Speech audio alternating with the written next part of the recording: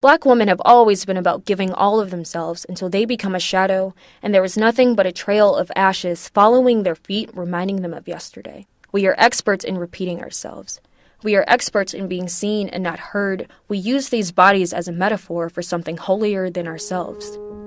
I keep praying for the day I forget how to write this poem, for the day my mouth forms to give something other than an explanation. My name is Nia Robinson, and I'm from Chicago, Illinois. I have a lot of love for Chicago. I really do. There are a lot of issues. A lot of people point to gun violence, but there's also a lot of heart. It's just one of those cities that even if you start off hating it, it makes you love it. At home, I live with my mother, my stepfather, and my brother, who is 8 now, and my sister, who is 10. I am proud of everyone in my family. And it's dominated by women. They're all very strong women, and they think highly of themselves and each other. My mom's name is Stacy, and she's a very strong woman. She had me when she was in high school, and she just worked through whatever came her way. I have my mom's mom. Her name is Rosemary.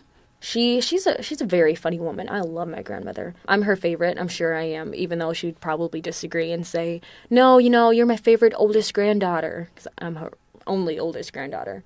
And I remember growing up with her, I spent a lot of time with my grandmother. And we would watch movies. We watched Mama Flora's Family. There was a Rosa Parks documentary. And we would always eat saltine crackers and drink Lipton tea.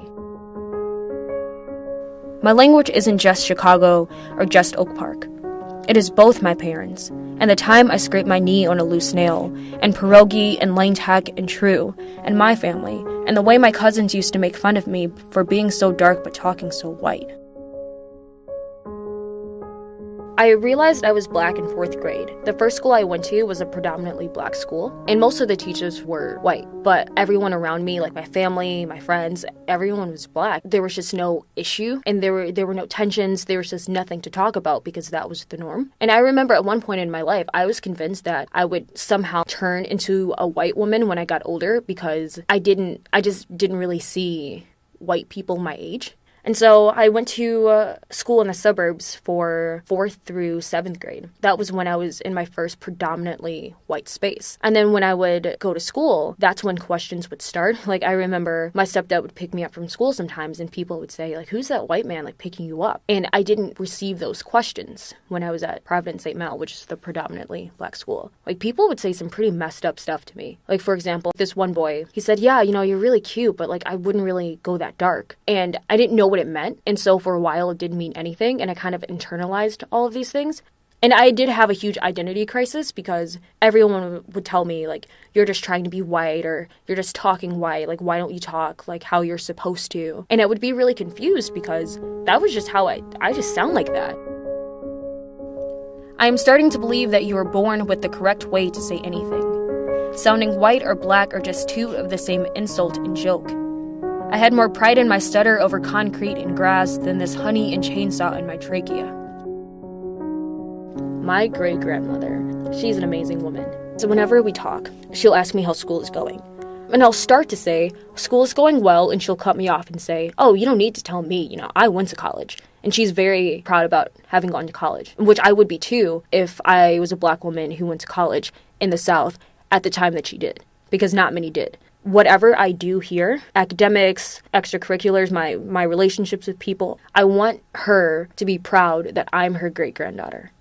It's really weird existing in a place like Middlebury because I'm constantly compromising. I am constantly fighting for my voice. And I've spent my whole life being defined by other people. Other people being white people, other people being like black men. I've been told that what I have to say doesn't matter. And that's simply not true. I think everybody has something to share and give, and everybody has something that they need to say. But I'm done being told that that's true for everybody else except for me. I've spent my whole life wishing to become the way my grandmother sings. My language is no Holiday or James or Fitzgerald despite growing up with them. Jazz and blues must have got lost on their way to me, since I sound more like a karaoke version of Amy Winehouse than Angela Davis. It seems like I only know how to say black from a distance. Say black from a distance, I am nothing without my language. Yes and yeah are the same, coming from the same mouth, same person, same language, and at the same time, I know that when I speak, my ancestors trust me to tell the story correctly.